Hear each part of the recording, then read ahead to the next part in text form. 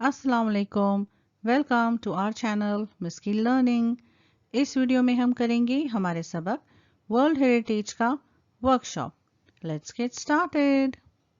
Question 1, write the importance of the years given below with reference to world heritage sites. World heritage sites के हवाले से नीचे दिए गए टेबल में जो साल दिए गए हैं उनकी अहमियत लिखिए। पहले 4 सालों का जवाब आपको पेज नंबर 76 से मिल जाएगा। ये इम्पोर्टेंट सालों को हमने यहाँ पर मार्क किया है और जो साल 2009 है उसका जवाब पेज नंबर 77 पर मिल जाएगा। नेम द फॉलोइंग, नाम बताइए। The country where Mount Huangshan is situated is China. The famous dam in Egypt on river Nile, Aswan High Dam. The place where the conference based on human environment was held, Stockholm, Sweden. The country in which the highest number of World Heritage Sites are, Italy. The body which can exclude a site from World Heritage List, the World Heritage Committee. Complete the following sentences. जुमलों को मुकम्मल कीजिए।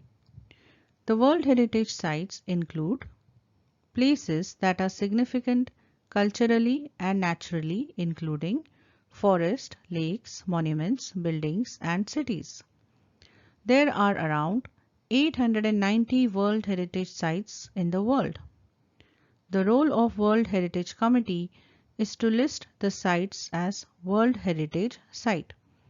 The tenure of World Heritage Committee is 6 years. We can get more information about World Heritage Sites from its website at whc.unesco.org.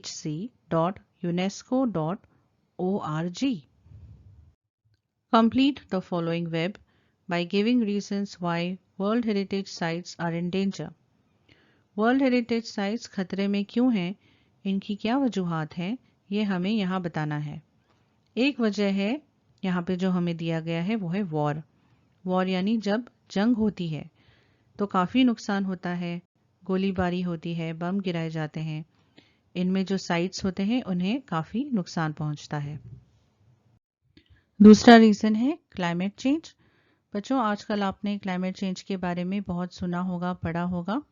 ये क्यों होता है? क्योंकि global warming हो रही है, हम एनवायरनमेंट में काफ़ी पोल्यूशन कर रहे हैं, चेंजेस ला रहे हैं, जिनकी वजह से जो हमारा मौसम हुआ करता था, जो आम तौर पे रहा करता था, अब उसमें काफ़ी चेंजेस आ चुके हैं। जैसे जिन जगहों पर कभी टेम्परेचर राइज नहीं हुआ करता था, ठंडी जगह होती थी, वहाँ आजकल टेम्परेचर 50 डिग्री तक जा रहा है। नदियों में बाढ़ आना काफ़ी आम बात हो चुकी है।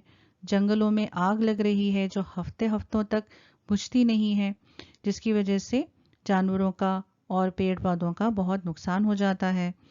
जैसे मिसाल के तौर पर अभी साल 2020 में ऑस्ट्रेलिया के गोंडवाना रेन फॉरेस्ट में, जो कि एक वर्ल्ड हेरिटेज साइट है, इसमें आग लग गई थी। बहुत गर्मी की वजह से आग लग जाती है और आग इतनी लगी थी, इतनी फैली थी कि हफ्तों तक ये आग नहीं बुझी थी और बहुत सारे जानवर इसमें मारे गए, बहुत सारे पेड़ पौधे इसमें मारे गए। तो इस तरीके से हमारे वर्ल्ड हेरिटेज साइट्स को क्लाइमेट चेंज की वजह से नुकसान उठाना पड़ता है। अगला रीजन है पोचिंग यानी गैर कानूनी शिकार करना। इससे जानवरों की नस्लों का खत्म होने का खतरा होता है। अगला है अर्थक्वेक यानी जलजले। अर्थक्वेक की तरह और भी रीजंस हो सकते हैं, जैसे तूफान आना या सुनामी आना, ये नेचुरल डिजास्टर्स कहलाते हैं। अगला है एसिड रेन। एसिड रेन क्या होता है बच्चों? एसिड रेन होता है तेजाबी बारिश तेजाबी कैसे हो जाती है?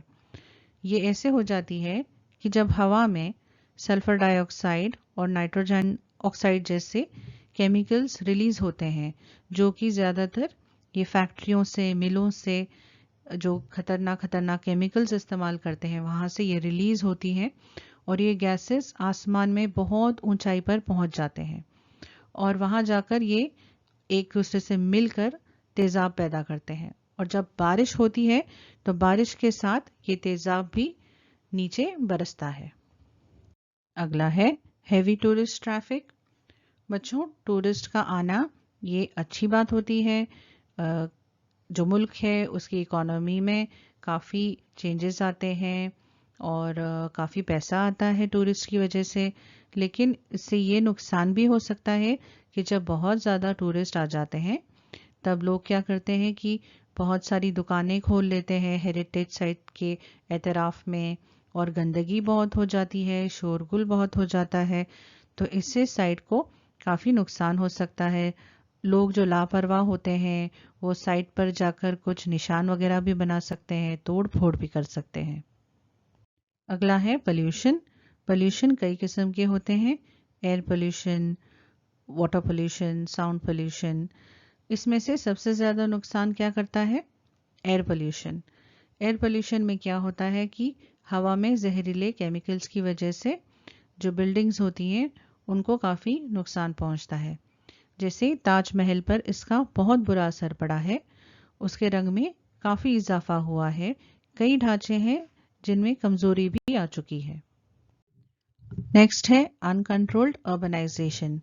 शहरकारी की वजह से हेरिटेज साइट पर काफ़ी असर पड़ता है, क्योंकि उसके एतराफ़ में बड़ी बड़ी इमारतें आ जाती हैं, जिससे जो उसका लुक होता है, उसका व्यू होता है, उसकी खूबसूरती में इजाफा हो जाता है, और उसके आसपास का माहौल बदल जाता है। उससे उसकी बुनियादी पहचान में चेंज आ जाता है। Next question, answer in your own words. अपने अल्फाजों में लिखिए।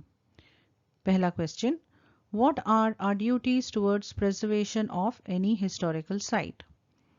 Our duties towards preservation of any historical site is we must obey the rules and regulations and follow the guidelines of the place we are visiting.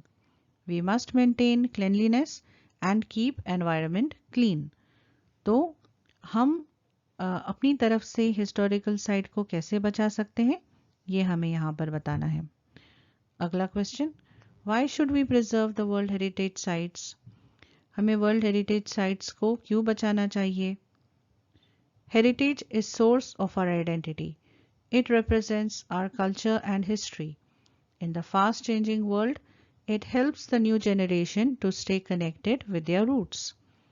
Heritage जो होता है उससे हमारी पहचान बनती है, हमारे कल्चर, हमारे तारीख की मालूमात मिलती है।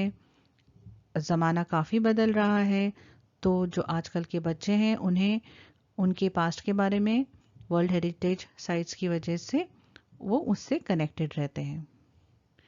अगला question, what is the role of world heritage sites in promoting tourism in any country? Answer, when a site is declared as a world heritage site, it gains a lot of attraction from tourists around the world. The more sites in the World Heritage List, the more tourism a country will receive.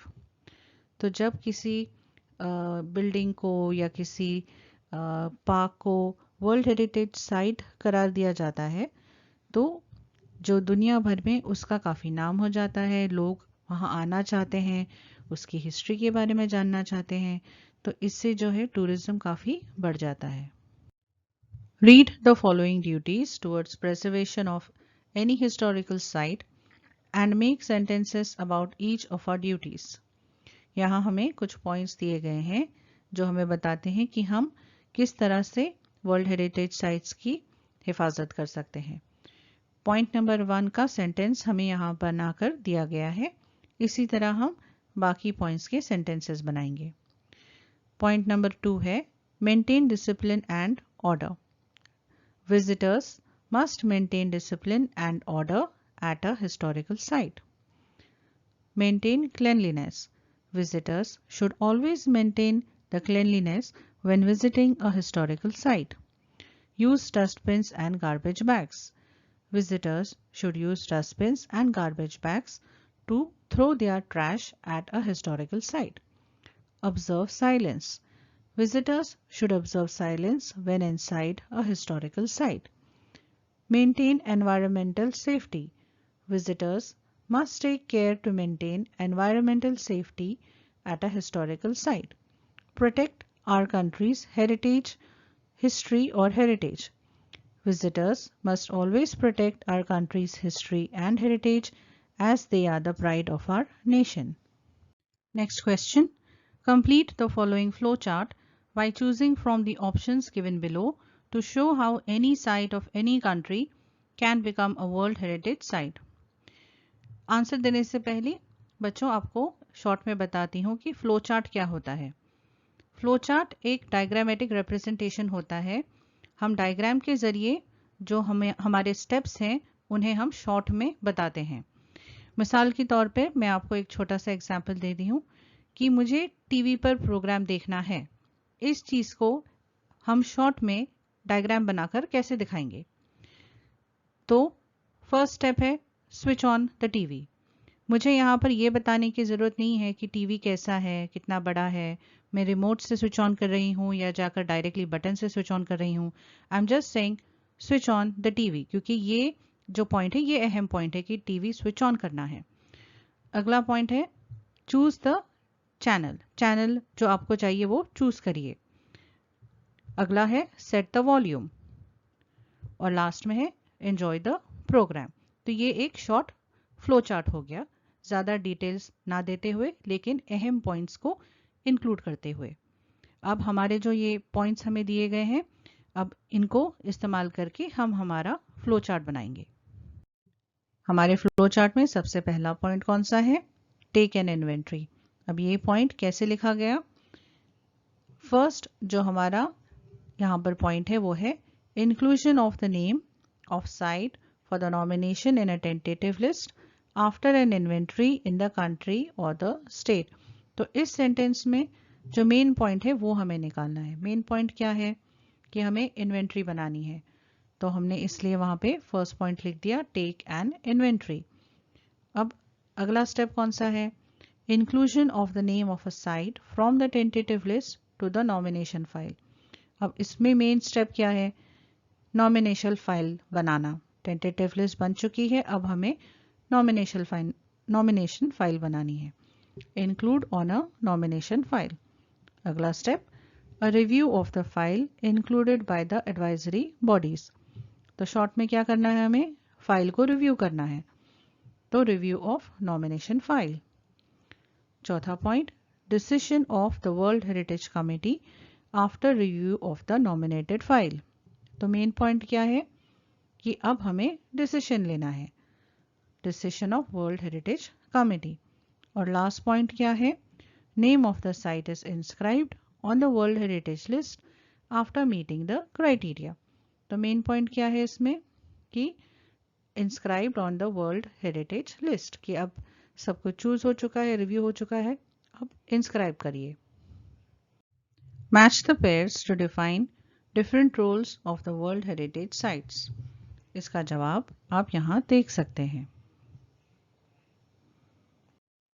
Do you know the difference between world heritage and cultural heritage? World heritage क्या होता है? As per UNESCO, world heritage is the designation for places on earth that are of outstanding universal value to humanity and as such have been inscribed on the World Heritage List to be protected for future generations to appreciate and enjoy। World heritage site यानी ऐसी जगह होती है जिसकी बहुत अहमियत होती है वहाँ के रहने वाले लोगों में या दुनिया भर के लोगों में, और इनकी हिफाजत करना ज़रूरी इसलिए होता है ताकि आने वाली जो नस्ल है इनको सराह सके और इन्हें एंजॉय कर सके। और दूसरा है cultural heritage. Cultural heritage means elements of great human value and creation. These could be tangible or intangible cultural heritage. Tangible cultural heritage include paintings, coins, sculptures, monuments, shipwrecks, ruins, archaeological sites, etc. Intangible cultural heritage can include traditions, performance arts, rituals, etc. Cultural heritage जो है वो लोगों की बनाई हुई चीज़ें होती हैं जो इसमें दो किस्में होती हैं, एक वो जिन्हें हम छू सकते हैं जैसे पेंटिंग, मूर्ति वगैरह, और दूसरी किस्म होती है जिन्हें हम महसूस कर सकते हैं, अमल में लाते हैं, जैसे अलग अलग रीति रिवाज, अलग किस्म के नाच वगैरह। 10th question. Following are the ways to preserve World Heritage Sites. Transfer these points into a small paragraph. Suggest a suitable title. हमें यहाँ कुछ points दिए गए हैं जिनका इस्तेमाल करके हमें एक पैराग्राफ बनाना है। हमारा पैराग्राफ पढ़ते हैं। Title: Preservation of World Heritage Sites. World Heritage Sites represent the cultural and natural significance of a country. Such sites are not just important for the people of the country where the site belongs, but also for the entire humanity, as it binds people all over the world with rich historical and social values. Thus, it is imperative to protect and preserve such sites for future generations. A practical conservation plan for preservation of these incredible sites is duty of all the nations as well as every individual. Humans as well as animal trespassing must be controlled. Strict patrolling and security is required at the World Heritage Sites. Uncontrolled or unmonitored access can lead to problems such as destruction and decay of these valuable sites. Hence, stringent rules and regulations need to be in place. The local administration should be vigilant at all times and not be negligent in the upkeep of the World Heritage Sites. इस answer का आप तर्जुमा पढ़ सकते हैं video को pause करके। अगला question: Find from the text minimum 8 words related to cultural heritage and make a word register. Arrange them in alphabetical order. तो हमारे टेक्स्ट में कुछ अल्फाज हैं जो कल्चरल हेरिटेज से रिलेटेड है, तो हम उनका वर्ड रजिस्टर बनाएंगे। हमने यहाँ पर कुछ एग्जाम्पल्स दिए हैं। आप आपके हिसाब से वर्ड्स ढूंढकर आपका वर्ड रजिस्टर बनाइए। अगला question: look at the words and there meanings, underline the correct alternatives. नीचे जो हमें अल्फाज दिए गए हैं उनके साथ में हमें कुछ मीनिंग्स दिए हैं, हमें जो सही मीनिंग है वो चूज करना है। जो बाकी के अल्फाज हैं वो भी काफ़ी मिलते जुलते हैं, लेकिन जो करेक्ट वर्ड है हमें वो चूज करना है। तो पहला वर्ड है डिटरमिन। आंसर क्या है? डिसाइड, डिटरमिन करना, डिसाइड करना। मॉन्यूमेंट, करेक्ट आंसर क्या है? Memorial building. Significant, important. Disaster, calamity. Next question. Rewrite the following sentences using not only but also and as well as in two separate sentences. हमारे जुमले में अगर हमें कोई दो चीज़ों को जोड़ना है तब हम किसका इस्तेमाल करते हैं?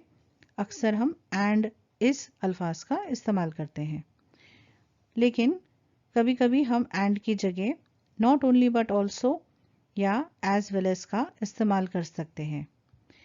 तो इन्हें कैसे यूज़ करते हैं, हम एक सिंपल सी मिसाल देखते हैं। हमारा जुमला है सीमा एंड आसमा मेक यामी बिरयानी। सबसे पहले हमें क्या ढूंढना है? हमें वो अल्फाज ढूंढना है जो हमारे दो वर्ड्स को जोड़ रहा है। तो यहाँ पर वो क्या है? एंड। सीमा एंड आसमा, ये इनको जोड़ रहा है। अब हमें इसी सेंटेंस को बिना मतलब चेंज किए लिखना है, नॉट ओनली बट ऑल्सो और एज वेल एज का इस्तेमाल करके। तो देखते हैं, पहले हम नॉट ओनली बट ऑल्सो देखते हैं। तो इसका हमने जवाब क्या लिखा? Not only Seema but also Asma makes yummy biryani. तो इसका मतलब क्या हो गया कि ना सिर्फ सीमा लेकिन आसमा भी मज़ेदार बिरयानी बनाती है। तो मतलब सेम ही रहा कि सीमा और आसमा दोनों मज़ेदार बिरयानी बनाती है, लेकिन बोलने का तरीका अलग है। अब एज वेल एज का इस्तेमाल कैसे करेंगे? सीमा एज वेल एज आसमा मेक्स यमी बिरयानी। तो हम क्या कह रहे हैं कि सीमा के साथ साथ आसमा भी यमी बिरयानी बनाती है। अब हम हमारे बाकी के सेंटेंसेस देखते हैं। तो हमारे पहले आंसर में हमने क्या देखा कि सीमा के आगे नॉट ओनली आ गया और आसमा के आगे बट ऑल्सो, और एज वेल एज कैसे इस्तेमाल होता है, जैसे एंड होता है उसकी जगह एज वेल एज आ चुका है। अब इस सेंटेंस में सबसे पहले हमें क्या करना है, हमें एंड को ढूंढना है और वो दो चीज़ों को ढूंढना है जो जोड़ी जा रही हैं, जिसका हमें इस्तेमाल करना है नॉट ओनली बट ऑल्सो और एज वेल एज में। तो कौन से हैं वो दो वर्ड्स, वो है UNESCO and the international council on monuments. अब इन दोनों अल्फाजों को हमें नॉट ओनली बट ऑल्सो और एज वेल एज में इस्तेमाल करना है। जैसे पहले सेंटेंस क्या है, not only UNESCO but also the international council on monuments, और फिर आगे का सेंटेंस हमें लिखना है। इसी तरह UNESCO as well as the international council on monuments, और आगे का सेंटेंस हमें लिखना है। अब सेकेंड सेंटेंस क्या है, the state parties are responsible for identifying and nominating new sites. तो वो कौन से दो वर्ड्स हैं जो हमें इस्तेमाल करने हैं हमारे नॉट ओनली बट ऑल्सो और एज वेल एज में, वो है आइडेंटिफाइंग और नॉमिनेटिंग। तीसरे सेंटेंस में opera house in Australia and the historic centre of Vienna in Austria. तो इन्हें इस्तेमाल करके हमें नॉट ओनली बट ऑल्सो और एज वेल एज को यूज करना है। फोर्थ सेंटेंस, इस सेंटेंस में एंड कहां पर है, कल्चरल एंड नेचुरल एरियाज। और फिफ्थ सेंटेंस में एंड कहां है, टेम्पल्स एंड आर्टिफैक्ट्स।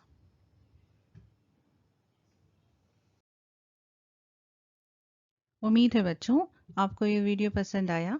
इसे प्लीज़ लाइक करिए और अपने दोस्तों के साथ इसे शेयर करिए, और हमारे चैनल को सब्सक्राइब करना ना भूलें।